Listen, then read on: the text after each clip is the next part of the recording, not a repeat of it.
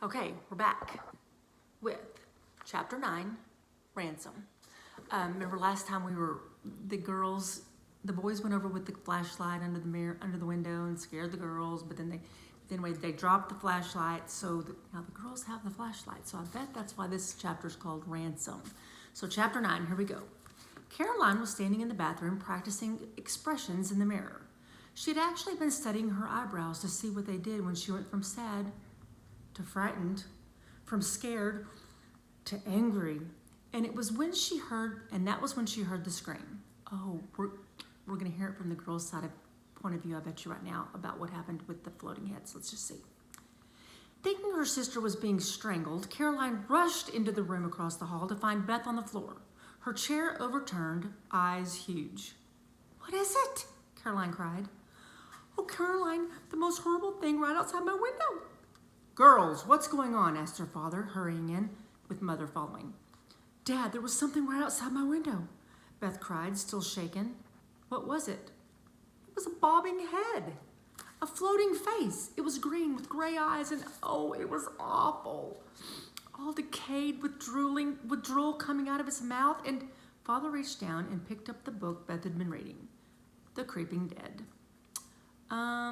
Don't you think it's time you read something else for a change?" said Dad.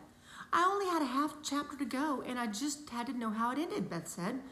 "But what I saw was not my imagination. It was real. There was something in my window." Caroline and her mother went to the window. "Well, I don't see anything," said Mrs. Malloy. "Eddie went next door to take back the eggs I borrowed, and I bet it was her being silly." "It was not Eddie, I'm telling you," Beth said. "I'll go check," said Father. He started down the stairs, the others behind him, just as Eddie came up. "What's happening?" she asked. "You missed a floating face," said Caroline. "Dad's going out to check it." "Oh, don't bother," said Eddie. "Guess who I just bumped into? Well, crashed into, actually. They were in such a hurry to get away." "It was them?" cried Beth. "Yep," Eddie nodded. "Who?" said Mother. "The Hatford boys?" "The very same boys indeed," said Eddie. "There's a ladder up against our house right under Beth's window." "What?" Mother exclaimed. "Those guys must drive their mother insane." Coach Malloy, however, was grinning. "That's the kind of thing you get when you have boys, Jean. Now don't you go telling on them. They helped wash our windows, didn't they?" Caroline waited as her parents went back downstairs, and then she and Eddie went inside Beth's room and shut the door. "Those guys are terrible," said Beth angrily. "Well, it could have been worse," said Caroline. "You could have been naked." Frankly, it had been a wonderful trick, Caroline decided, and she only wished that she had thought of it first to play on the boys. "Well, now we've got to get even," Beth declared. "We've just got to, Eddie." Eddie only smiled. "Oh, we already have. I've got their flashlight. It's a good flashlight, too. I bet it belongs to their dad. They won't get it back unless they give us something in return." "Like what?" asked Caroline. "Well, that's what I haven't decided yet. But believe me, they're going to have to crawl," said Eddie. It would make such a marvelous story, Caroline thought. Sort of like Cinderella, only with a shoe on the other foot. This time, they had the glass slipper, and whoever it belonged to had to come beg for it. On their way to school the next day, Beth and Eddie showed Caroline the ransom note they had written to the Hatfords.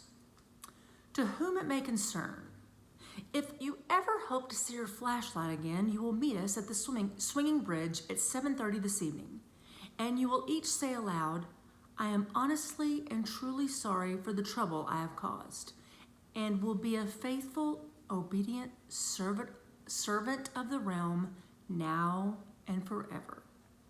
From the Malloy Musketeers. "Servant of the realm?" Caroline asked. "What does that mean?" "I don't know," said Beth, "but I read it in a book, and it sounded just wonderful."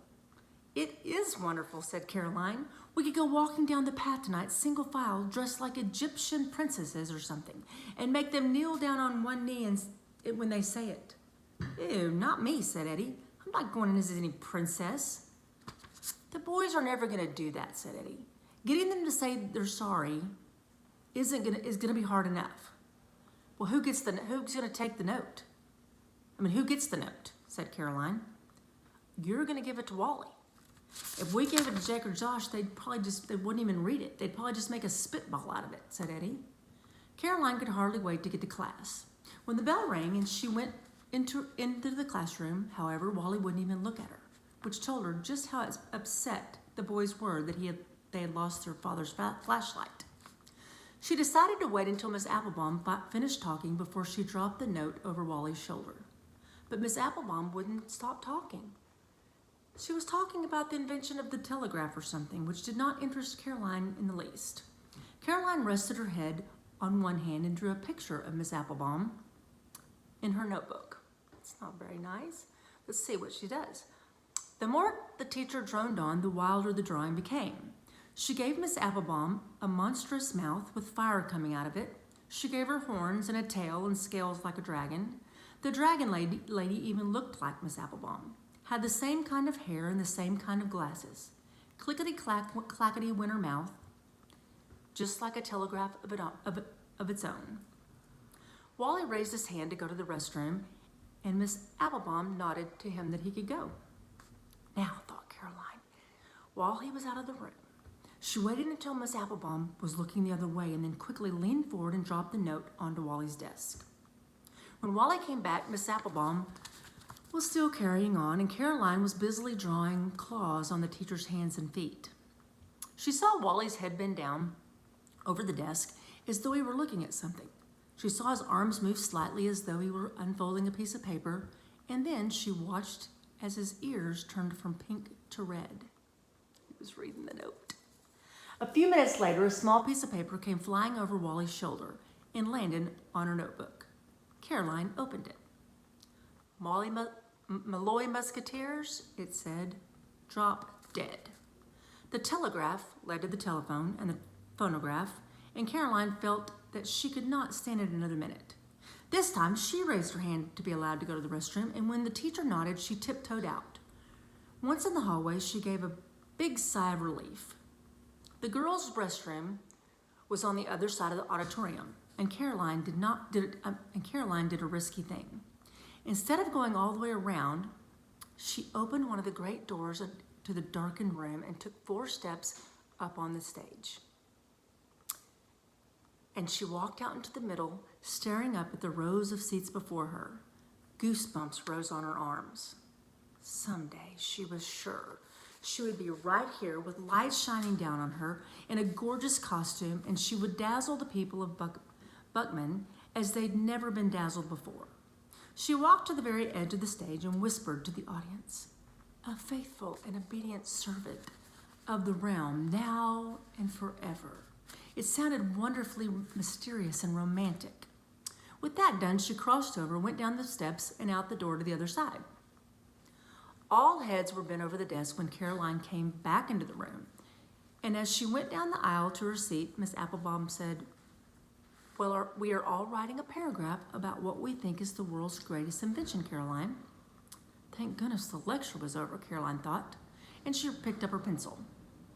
When she looked down at her notebook, however, she realized that the picture of Miss Applebaum that she had drawn was gone. There were little bits of paper around 3 metal rings, as though the paper had been quickly snatched away. "Oh no," she thought. She stared up at the teacher, wondering if Miss Applebaum had come by and taken it. But the teacher seemed completely undisturbed. Caroline stared at the back of Wally's head. Oh, he had taken it. He must have. When he came back from the restroom, he walked by her desk and he must have seen what she was drawing. And somehow, when she was out of the room herself, he had managed to turn around and take the drawing. When the papers were collected 15 minutes later, Caroline was not even sure what she had written. And on the way out the door to recess, she poked Wally in the back. "You give me my paper or else," she said angrily. Wally just smiled. "Meet me at the swinging bridge at 7:30 this evening and crawl down the path on your hands and knees," he said, and headed out the door. Caroline was beside herself. This was blackmail. Beth and Eddie would never forgive her for doing something so ridiculous. What was she thinking? It was a horrible day, and as soon as school was out, Caroline charged out the door like a hornet and told Eddie and Beth what had happened. The Hatford boys had already headed for home and were looking at the girls over their shoulders, laughing and hooting as they walked. When Caroline and her sisters reached the swinging bridge, Caroline was too angry to go home, too angry to speak, almost. She stood glaring after the Hatford boys as she went up on the porch of their house and slammed the door. And then she saw something else. Clothes drying on the clothesline in the back of their house. "Wait here," she told Beth and Eddie. She marched right up on the Hatford's lawn. Without looking to the right or left, she stalked around to the back, grabbed a pair of jockey shorts off the clothesline, then ran her as fast as she could, then ran for her life as the boys came out on the porch and stared at her. Waving the jockey shorts, underwear, high in the air, she tore across the swinging bridge with Beth and Eddie behind her, and she didn't stop until they were safely at her house and up in Caroline's room. "That was wonderful," said Eddie. "I'll show them all around school," said Caroline. "I'll tell everyone in my class they're Wally's." "How are your Munsingwares today?" I'll ask him. He and his brothers don't get back their flashlights or their shorts until they return my drawing of Miss Applebaum and get down on one knee and apologize. Just then, the phone rang. "Oh, I bet they want to exchange this right now," Beth said, giggling, as the girls dashed into the hall. "They can't even wait till this evening." Caroline picked up the phone. "Malloy Musketeers here, Caroline speaking." There was a short pause at the other end, and then a man's voice said, Caroline, this is Mr. Hatford across the river. I wondered if you could return my boxer briefs." Don't you know she was so embarrassed? Oh no. How embarrassing. Okay, that's the end of chapter 9. Chapter 10, Siren Song. We will read that next. Mwah! I love every one of you.